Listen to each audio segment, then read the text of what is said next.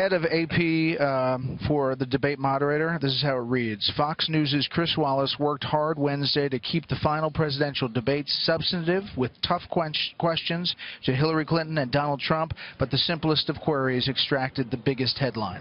That is the first paragraph of the Associated Press. It says a lot. Charles Krauthammer is a syndicated columnist and Fox News contributor. Charles, your thoughts on this debate?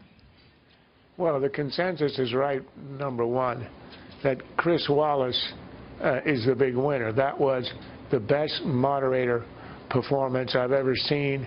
He actually conducted a substantive debate, which I don't think anybody's been able to do in this cycle, all alone, without his usual wingman. And he did it in a way that allowed them to actually have long discussions without interruption. That is very hard to do and very rare, as anyone who's done it knows. Now, as to the candidates, Trump had a really good night, but here the consensus is right. He blew it up by a totally wrong answer on accepting the results. And in some sense, I almost admire him for it. This was not a gaffe where you say something off the cuff and it's what you think, but it's wrong. You know that he'd been coached on this. You know that his vice president had said, of course, we would accept the result, and his campaign manager and his daughter. And you know that he's convinced that this is something he wants to take a stand on. And the calculation, this is political suicide. Because what was his task tonight? His task tonight was to stop the slide. The slide had to do with people who are grudgingly going over to Clinton, who don't want to, have held out for a year, but for the last 3 weeks said, I can't have Trump. This was his opportunity to show them they're not going to change their views on Clinton, but if they could change their views on Trump to make him less toxic and acceptable as president and less radical. Yes, they want a change agent. They think the country's on the wrong track, but they don't want a radical who will challenge the foundations of the republic. Yes, you criticize conditions, you're going to change Washington, etc., but you don't challenge the legitimacy of an election and hold up the prospect of actual non-acceptance. And when he did that, I think it was a terrible mistake. This was Donald Trump channeling Steve Bannon, not channeling Kellyanne Conway.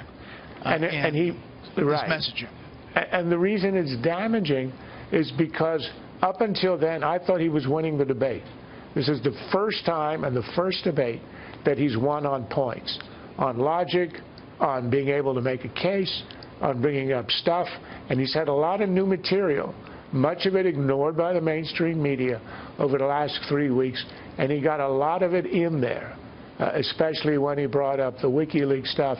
And she walked into a trap saying that he had encouraged the violence in his campaign, a terrible mistake on her part, because the obvious answer was, how can you say that when it was instigated by your own people? So he was nimble.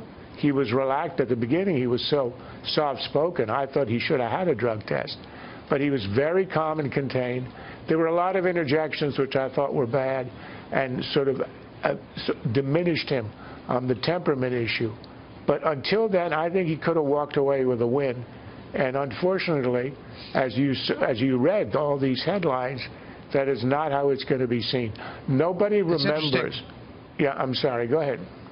It's interesting that this whole process started with Donald Trump and that first debate in Cleveland in August of last year. The very first question was, raise your hand if you pledge, you know, just to not run. Support. To support the nominee. As an independent, and you're right. And he didn't raise his hand. And I thought that you're absolutely right. It was the same kind of thing. But Bill Bennett, Charles, was saying, we're going to make too much a deal out of this, and that he's just essentially saying, I'm not going to make my decision up until the election comes. I think your analogy is exactly right. It reminded me exactly of that. And he must have been thinking, remember, he got booed. It was you who asked the question. And remember, he got booed by the audience. Nonetheless, he began to shoot up in the polls. It did not cost him, as most of us thought. I'm sure his calculation is it's not going to cost him, and it's going to help him. I don't understand that calculation. But I do think he said it out of conviction. He's a man who says, I'm not a loser. So if he does lose, it's got to be something else. But I think he's miscalculated here, and it will likely show. Charles Krauthammer, as always, thank you.